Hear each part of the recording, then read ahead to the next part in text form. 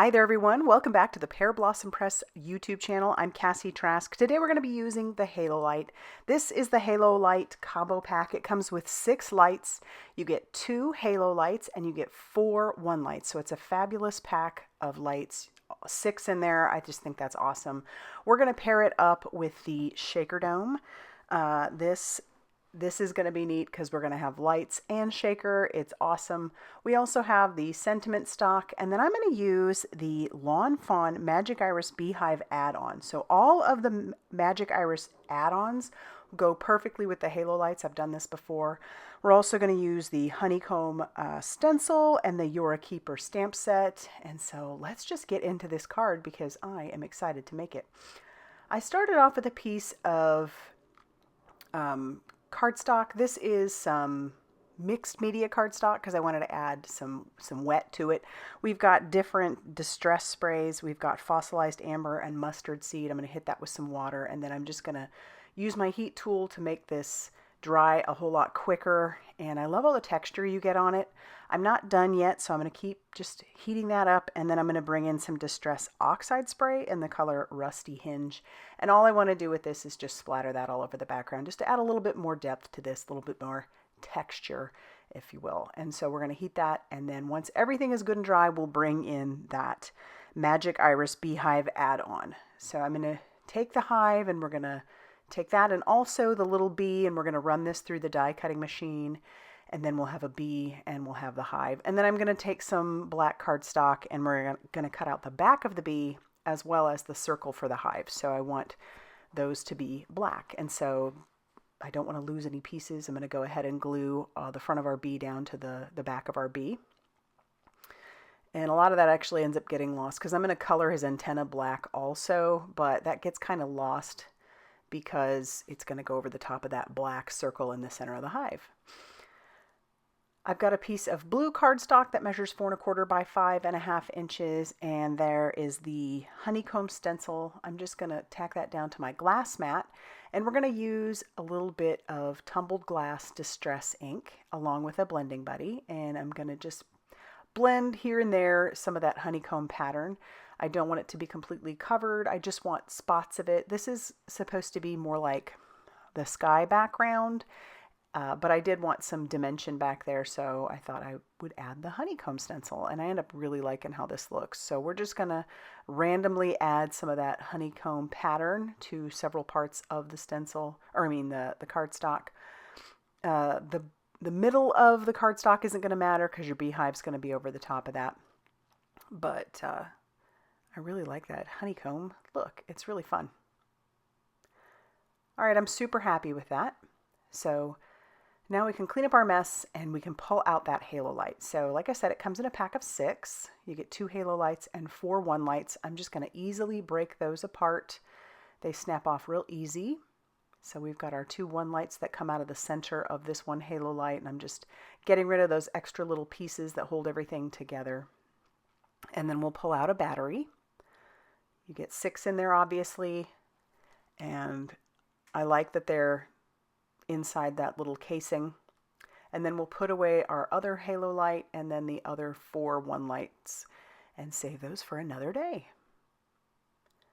We'll pop out the battery for our Halo Light, and then we just want to make sure that the plus side is up, and we'll add that to our Halo Light and everything lights up perfectly. That's how simple these are.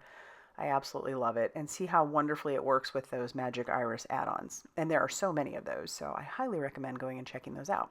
Now I do need a center cut out of my my panel, my blue panel. So I'm just bringing in a circle die that I have. Go through what you have, take a look and see what kind of die would work. If not, I will have this one linked down below.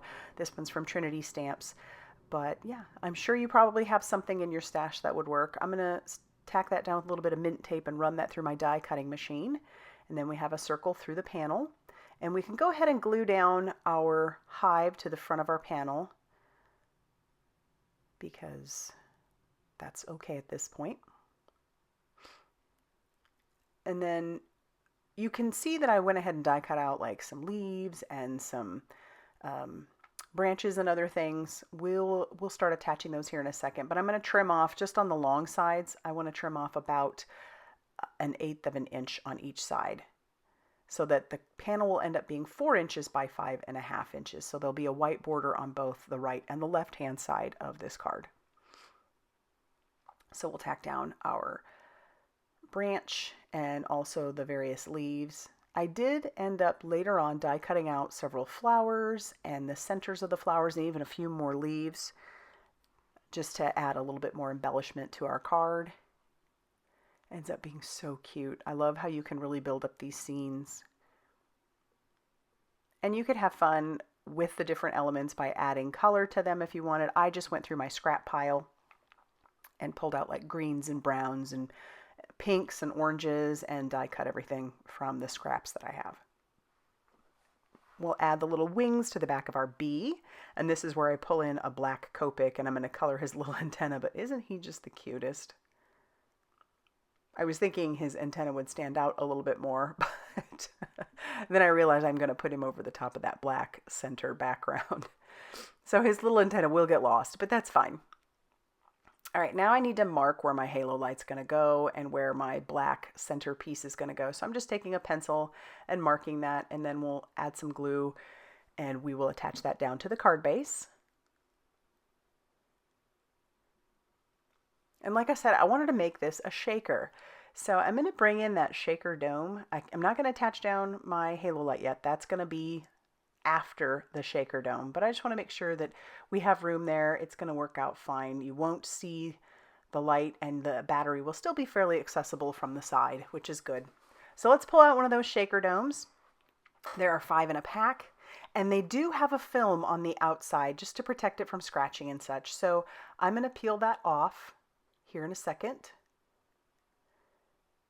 Yeah, so don't forget that part, otherwise it'll look kind of cloudy. So we'll peel that off, and then we're going to start putting the stuff on the inside of our shaker. So I'm going to put down my bee. We're going to glue him down. And then I pull in some flat shaker, some flat sequins. And I wish I'd have put a few more in there. I think I was a little bit nervous. I have filled shakers sometimes so full that you can't hardly see what's in the background. And I think this I ended up going the extreme the other way. I should have added just a few more. I would think I would have been a whole lot happier with adding more than just like the 4 or 5 that I did add. I do bring in some chunky glitter, and I put that on there as well. Just put a tiny little spoon of those in different areas. And I probably could have done even a little bit more of the glitter as well, but I didn't want the bee to get too overwhelmed. So now that our pieces are in there, we can take the backing off of our shaker dome. So I do love that they are self-adhesive.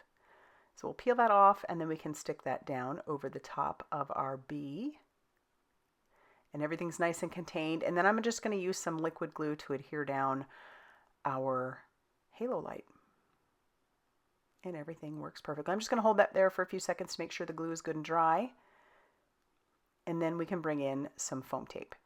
So the foam tape I'm using comes from a company that is not in, it's out of business at this point, but there are plenty of foam tapes out there. This one just happens to be 3 millimeters deep, so that's why I don't have to double it up. If you have just regular foam tape, if you double it up, you should be fine. Otherwise, look for a foam tape that is about 3 millimeters deep. That way it'll give you plenty of room, and it'll make sure that your button isn't pushed the entire time, and it'll just kind of protect the backing. So I've put a few of those down. I'm going to peel off the release paper for both of those center pieces that I have in there. But then the trick with this, and I've done this many times, the trick with the foam tape, because sometimes it can be a little overwhelming if you just peel off all the release paper and then you try and stick down your piece. Sometimes it can get off center, and then you're like, great, I've ruined the whole piece. So what I have found, and this gives me a little more confidence, is I just peel back a little from all 4 sides. Not a whole lot, maybe a couple inches or an inch or so, and then just peel back some of it and leave it there, but make sure that it's sticking off to the side, so that way I can peel the rest off. And then I'll take my piece. This gives me a little more confidence to be able to stick down the panel on top of the base without too much commitment, if that makes sense. And then I can just carefully peel the rest of the release paper and then push my panel down on top of that foam tape to make sure everything is where it should be. And everything is, so we're good there. It's shaken, it looks cute, all that glitter in there too. And now we are going to add a few of the flowers that I ended up die cutting later. And once again, those came from that Magic Iris Beehive add-on. I think I've made, I don't know, 4 or 5 different ones using the Magic Iris add-ons and using the Halo Light. So I just love that that's an option. All right, so we're gluing down just a couple of flowers by the tree. And I decided a spring card today, even though I know it's still February, but where I'm at, it does feel like spring today, so I wanted to bring in the spring feel. All right, we've got some black sentiment stock from the Pearblossom Press store, and this stuff is absolute perfection for any sort of embossing because it's super smooth. I think sometimes we have an issue, even if we use an anti-static powder tool like I did, when we stamp onto something that's a little more textured, and sometimes that powder sticks everywhere, but not in this case, and that's why I love this paper. So we're going to trim that down, and then I can wipe away the excess anti-static powder. I trimmed it down with my guillotine trimmer, and it isn't adhered just yet, but it will be soon. We're going to stamp out the word push. That comes from the Pearblossom Press stamp set. There's several in there for those interactive cards, and I'm just going to ink that up using some Black Widow ink, and then I'll end up trimming that down with some scissors. But of course I have to add my light bulb to the back of the card and also my personalized stamp. So on the inside of the card, so the outside says buzzing by to say, and then the inside is going to say have a beautiful day. Love the pun there, super cute. And now we can attach down our sentiment using more of that liquid glue. And then I'm also going to attach down one of the flowers and one of the leaves to the outside also. I feel like my sentiment isn't perfectly straight. And maybe it's just because of the way I'm looking at the computer, but oh well. So now we're trimming down the word push, and then we can add a dollop of glue and put that over the push button so that the recipient knows to press it as well as shake it. That little bee in there is so cute. And then of course with that last flower and those 2 leaves, we're going to go ahead and put those on the inside of our card to tie the outside and the inside.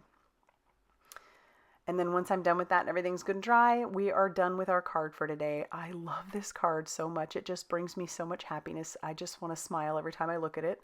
I hope you like it too. If you do, be sure to hit that like button. Definitely consider subscribing if you haven't already done so. And be sure to check out all that Pearblossom Press has going on over on their blog, Facebook page, and Instagram for more crafty inspiration. Thanks for stopping by, and we will see you soon.